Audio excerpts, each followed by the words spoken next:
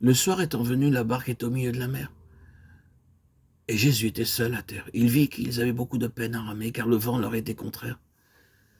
À la 4e veille de la nuit environ, il alla vers eux, marchant sur la mer, et il voulait les dépasser.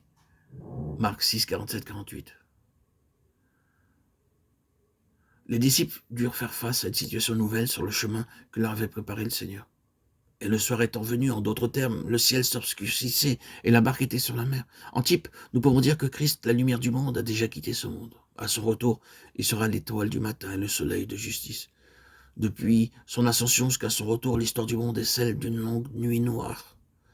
D'après l'opinion des hommes, le monde devint meilleur et plus lumineux. Mais selon la parole de Dieu, la nuit est avancée. Dieu n'a pas dit que le monde serait meilleur et plus lumineux. Au contraire, il déclare que la nuit est fort avancée.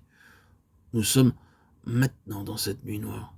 C'est pourquoi nous voyons les ténèbres qui nous environnent. Êtes-vous conscient des ténèbres autour de vous? Si vous ne savez pas ce que sont les ténèbres, si vous n'avez pas la conscience des ténèbres autour de vous, c'est que probablement vous êtes assimilé à ce monde.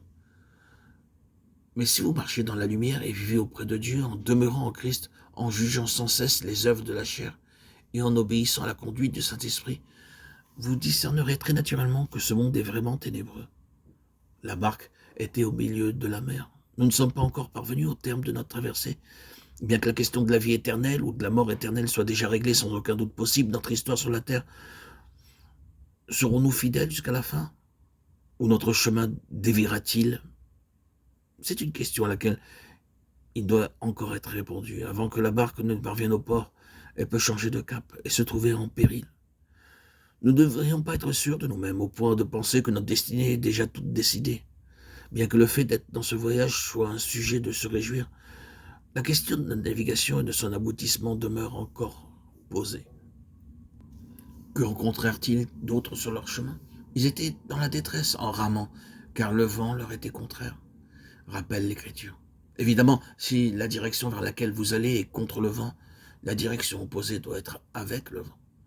C'est ainsi que dans ce cas présent, les disciples du Seigneur qui naviguaient du nord-est vers le sud-ouest avaient le vent contraire, tandis que s'ils l'avaient fait dans le sens contraire, le vent aurait été favorable. Beaucoup trop de chrétiens naviguent seulement avec le vent. Il serait étonnant qu'ils soient sur le chemin préparé par le Seigneur. Acceptons ce fait. Nous devons marcher sur le chemin qui nous est destiné, puisque le Seigneur a déjà déterminé notre position dans le monde. Car n'a-t-il pas déclaré que le monde les a haïs? Il parle ici bien sûr des disciples, qui sont haïs du monde, rejetés du monde. Jean 17, 14. C'est pourquoi le vent de ce monde s'oppose à notre arche. Si nous n'avons jamais rencontré l'opposition, être ridiculisés ou persécutés par le monde, c'est que probablement nous ne nous trouvons pas sur le terrain préparé par le Seigneur. De temps à autre, nous aurions dû faire face à l'opposition du vent au lieu de toujours naviguer avec le vent. C'est parce qu'il s'achemine dans la direction où le vent souffle que beaucoup de croyants ne réalisent pas l'hostilité du monde à leur rencontre, ni ne comprennent pourquoi il fallait que le Seigneur souffrit l'opposition sur la terre. Cependant, s'ils avaient navigué en suivant la direction donnée par le Seigneur, ils auraient sans nul doute fait face au vent contraire.